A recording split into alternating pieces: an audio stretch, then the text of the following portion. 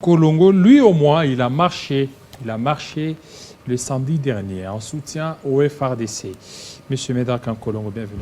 Merci Jean-David pour l'invitation. Voilà, vous avez marché le samedi dernier pour soutenir le FRDC. Vous avez mobilisé. Exactement, je crois que... C'est pas si notre réalisation, peut-être, elle pourra certainement nous prendre des images des dimanches, voilà, par rapport à votre mobilisation. Mais exactement, parce que vous voyez, il fallait nous mobiliser. Notre pays est agressé par ces sanguinaires des Kagame. Alors, il fallait montrer à la face du monde aucune armée qui peut gagner la guerre si derrière il n'y a pas la population. C'est ainsi que nous et notre peuple, on s'est mobilisés. Et d'ailleurs, contrairement à d'autres partis politiques, vous regarderez qu'il n'y a pas ni, voilà, et merci pour les images, vous verrez qu'il n'y a pas ni des banderoles des partis politiques, ni des drapeaux, ni des calicots. Et on était mobilisés juste pour montrer à nos FARDC qu'on est derrière vous. Et je t'ai toujours dit que Congo en avant, c'est un parti de masse. Ça, c'est Congo en avant ou bien vous avez pris beaucoup de chégués, beaucoup de... Mais regardez, regardez ces gens-là. Regardez le visage. Ça, on l'a préparé dans... quelque chose, chop. Moi, je passais beaucoup de moyens pour... c'est au-delà de 2000 personnes. Tu donnes à combien à chacun? 2000 fois, 2000 fois. Ah, tu dois calculer. Moi, j'aurais ça où? Donc, on a voulu montrer à la face du monde que notre parti politique soutient nos FARDC. On est derrière l'armée. Et d'ailleurs, on a aussi fustigé l'hypocrisie de la communauté internationale, l'hypocrisie de l'Union africaine. Et vous avez même vu que j'ai été même étonné de voir que le militaire, au niveau des 7e riz, je salue le lieutenant-colonel qui est venu pour nous dire, mais c'est pour la première fois, il y a tant de gens, il faut le mobiliser, mais il n'y a pas de calicots des partis politiques, il n'y a pas de vigie pour les leaders, mais nous lisons, juste des Bristol, soutien au FARDC, et lui aussi apporter ce qu'il pouvait apporter à notre marche, et nous pensons qu'il est grand temps, mobilisons-nous derrière nos forces armées, pour dire au Rwanda, et d'ailleurs Rwanda n'est qu'un commissionnaire, derrière le Rwanda, il y a le multinational qui veut mettre notre pays à genoux, mais la volonté populaire est que ces gens échoueront. Voilà, il y a déjà le 200 000 $ qui ont été mobilisés, c'était la cotisation des députés qui vont aller remettre aux militaires, au front. Est-ce que c'est suffisant? Non, je ne pense pas, mais c'est déjà le début. Le Sénat l'avait fait. Vous avez oublié que le Sénat était le premier. D'ailleurs, je me souviens à l'époque, ils ont cotisé 500 $ par sénateur. Cette histoire, quand il y a eu l'histoire des volcans de Nirangongo. Mais non, cette fois-ci, ce n'est pas les volcans. Non, je dis le Sénat. Il faut toujours encourager, il ne faut pas polémiquer. Quand cela va dans le sens de l'intérêt général, je crois que les députés l'ont fait, le ministre peut le faire, Jean-David Kilolo peut le faire, tout le monde à son niveau. Mais 200 000 pour 500 députés, imaginez-vous. 200 000 pour 500 députés. Il y a combien de militaires là-bas divisés? Donc, alors qu'il y a des millions dans ce pays. D'abord, ce sont des volontaires, Jean-David Kilolo. Je crois qu'ils ne sont pas obligés, mais par solidarité à nos forces armées, il faut saluer. Et il faut aussi demander aux autres de le faire. Vous voyez, même sur ces plateaux, même les Congolais, partout ailleurs, il faut le faire. Moi, je pense que chacun à ce niveau, selon les moyens qu'il dispose, peut encourager et soutenir nos forces armées. Vous savez, j'étais estomaqué de voir nos amis du FCC qui nous ont mené cette histoire du M23 en train encore d'écrire ces plateaux de télé. Je me pose, mais ça c'est le monde à l'envers. Qui a mis fin au M23? Monsieur Jean-David Kilolo, il ne faut pas ironiser avec le temps. Non, je vous pose la question, qui a mis fin au M23? Dans quelles conditions? Non. Oh, moi, je ne parle pas de conditions. J'ai dit qui a mis fin au M23. Il y a eu la brigade de la MONUSCO et nos forces armées. Mais maintenant, aujourd'hui... Laissez-moi me poser des questions, laissez-moi répondre. Oui, allez-y, je vous réponds. Je dis que c'est notre armée, oui, accompagnée par la brigade de la MONUSCO. Et je peux vous le dire... Sous le régime de qui? Mais de Kabila. Oui. Je n'ai pas anticipé. Et 10 ans après, même le chef de l'État, Félix Tshisekedi, l'a reconnu à Oyo, au Congo-Brazzaville. Il dit que CM23 ont été défaits. Voilà. Lui-même l'a reconnu. Et qui a défait CM23? Alors, comme vous venez d'être dans les polémiques, allons-y polémiquons maintenant ensemble. Regardez, Chibanda signe, vous voyez la défaite, mais le géniteur même du M23, c'est le CNDP, leur patron, c'est le Rokunda Batouare, qu'on devrait arrêter pour crime contre l'humanité, protégé par nos amis du FCC. Il est où? Kunda Batouare, il est où? Il est maintenant au Rwanda. Il est alors maintenant... Mais maintenant Jean-David, allons-y doucement. Il est maintenant au Rwanda. C'était notre officier ici qu'on a voulu arrêter pour crime contre l'humanité. Et l'ancien régime a refusé. C'est comme le cas de Bosco Tanganda. Vous le savez très bien. Arrêté aussi par le Rwanda. Alors, je vais conseiller à nos amis, du FCC d'être un peu calmes.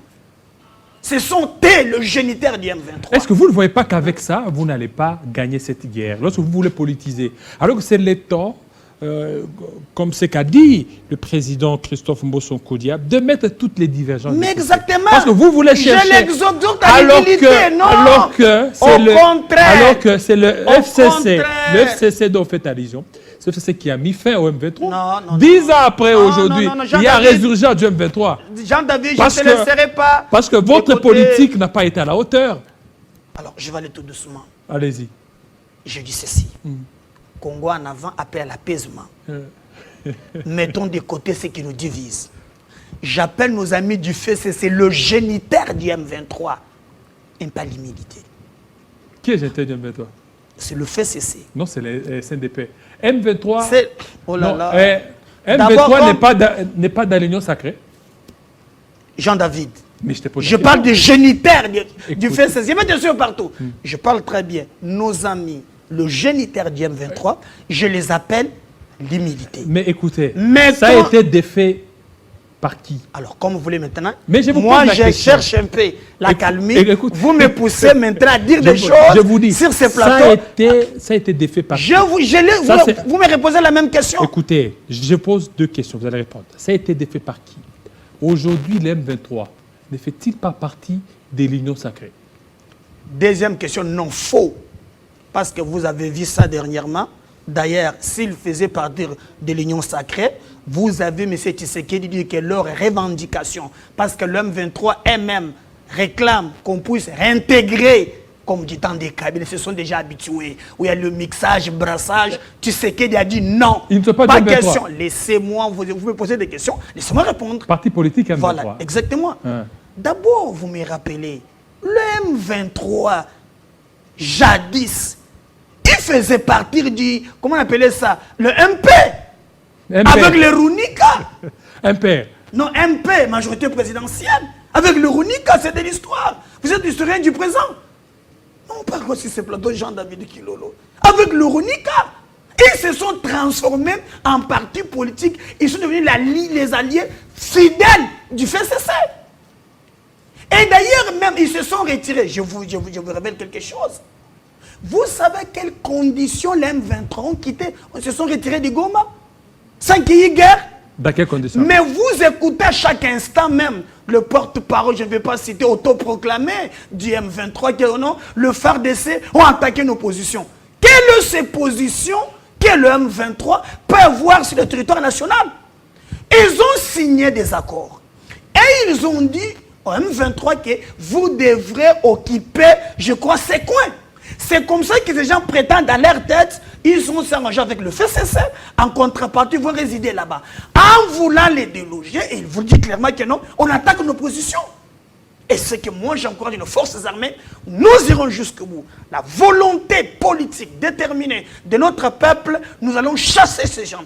Et je vais leur dire, nous ne ferons pas comme du temps des Kabila, il n'y aura pas de mixage et de brassage. Ce sont des criminels, on va les déloger et c'est le peuple qui gagne toujours. Fini ces bêtises-là, où il y a des personnes qui se lèvent un bon matin avec un Kalachnikov, 2000 général. Après, mais c'est quoi cette histoire?